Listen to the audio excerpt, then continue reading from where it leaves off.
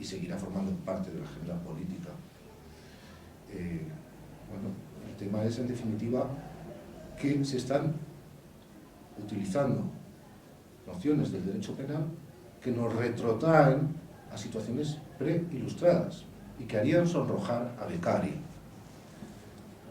No discutimos los bienes jurídicos que se protegen, porque evidentemente hay bienes jurídicos, toda agresión es digna de protección, pero sí determinadas distorsiones que se están produciendo en el Estado de Derecho. Bien, yo no voy a entrar en cuestiones que además seguramente aquí se han debatido acerca del carácter esencialista de determinados feminismos. Es conocido que Rousseau planteó el argumento fundamental para que la Ilustración traicionara a las mujeres, argumento que recuperó Kant y que se mantuvo durante mucho tiempo, que era justamente la diferencia biológica y sexual. Curiosamente, estos,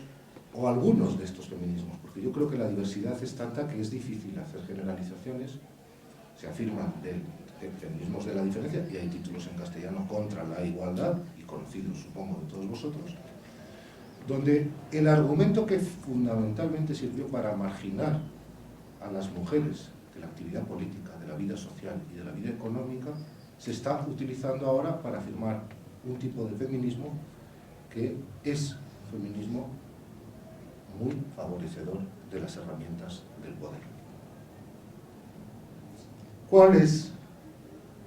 en concreto, ese tipo de herramientas de las que yo hablo? Bueno, después de la caída del muro de Berlín, si me apuráis, después del mayo del 68, el modelo político que habíamos vivido en los dos últimos siglos, el de la existencia de un sujeto revolucionario y de la lucha por el poder, en sus distintas versiones empieza a desvanecerse. Y en su lugar van apareciendo nuevos modelos políticos de tipo fragmentario, donde se pierde la visión de la totalidad y además, en correlación con el pensamiento, que siempre están vinculados, se empieza a deslizar las cuestiones políticas hacia el lenguaje, que es lo que todos conocemos, porque nos somete a todos como lo políticamente correcto, pero que en versiones filosóficas duras tiene que ver con la ausencia del referente, que por supuesto el referente, claro, no es otro que el capital. Bueno, en esos contextos, y en Estados Unidos, sobre todo, pero no solo, en general en el mundo anglosajón, en Quebec, en Australia, en Canadá, en Nueva Zelanda, en Gran Bretaña, se empieza a generar un tipo de política más acorde, desde luego, con efectivamente la caída del muro de Berlín y todo lo que esto supone, que es las políticas de la diferencia y lo que luego se ha generalizado en términos de multiculturalismo. Bueno, básicamente yo lo que defiendo es que el multiculturalismo es una forma ideológica y por tanto todas las políticas de la diferencia basadas en el multiculturalismo son fórmulas o formas ideológicas que se utilizan como instrumentos de dominación y de ingeniería social. Esto no tiene nada que ver con el respeto a las minorías, porque el respeto a las minorías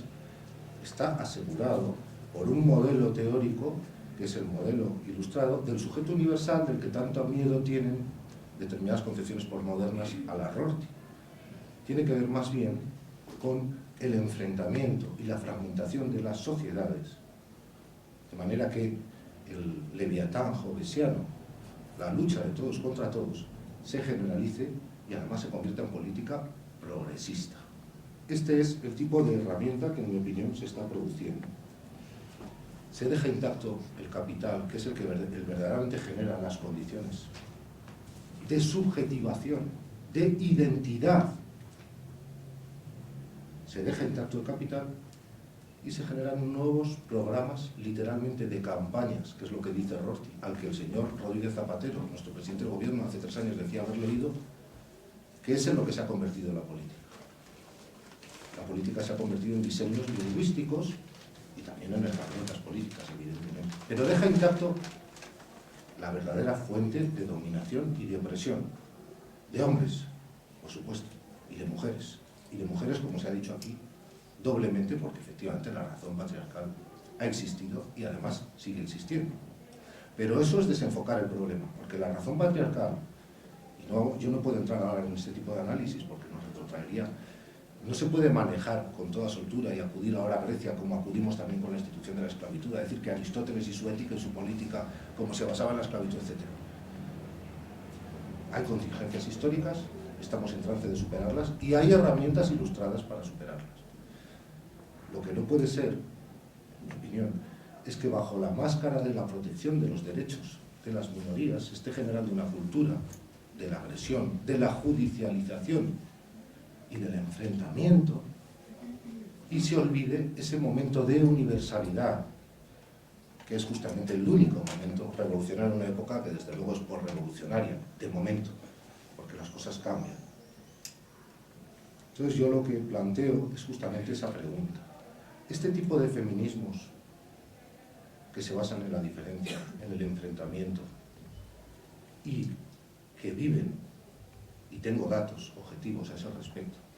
de la subvención,